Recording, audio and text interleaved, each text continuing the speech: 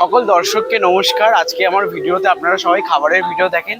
আজকে আমার এখানকার পুজোর সবথেকে স্পেশাল আর সবথেকে ফেমাস প্যান্ডেল বালিগঞ্জ কালচার, যে কি নিজের কালচারটাকে এত বছর ধরে বজায় রেখে আজকে তাদের ৭৫তম বর্ষে পদার্পণ করেছে। আর সবথেকে বেশি আকর্ষণ হচ্ছে এবছর ৭৫তম বর্ষে আমাদের সুশান্ত শিবানী পাল, যে কি আমাদের এখানকার সবথেকে তালাপত্রী যে বানিয়েছেন উনি।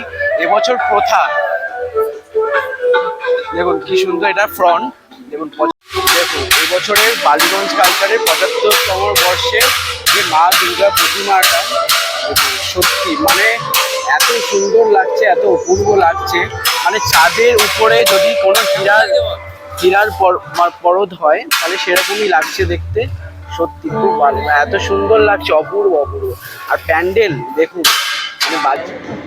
বাইরের এন্ট্রান্সটাও এত সুন্দর সাজানো হয়েছে।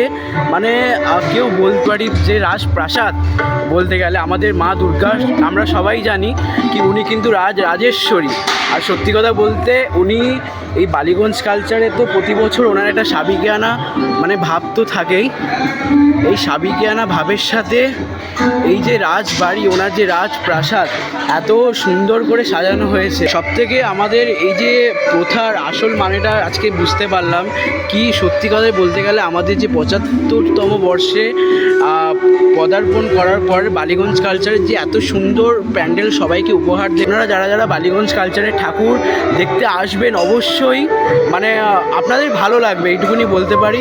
কারণ আর সবথেকে একটা জিনিস খুব ভালো লাগলো, দেখুন এই এন্ট্রান্সগুলো এত সুন্দর লাগছে, এন্ট্রান্সগুলো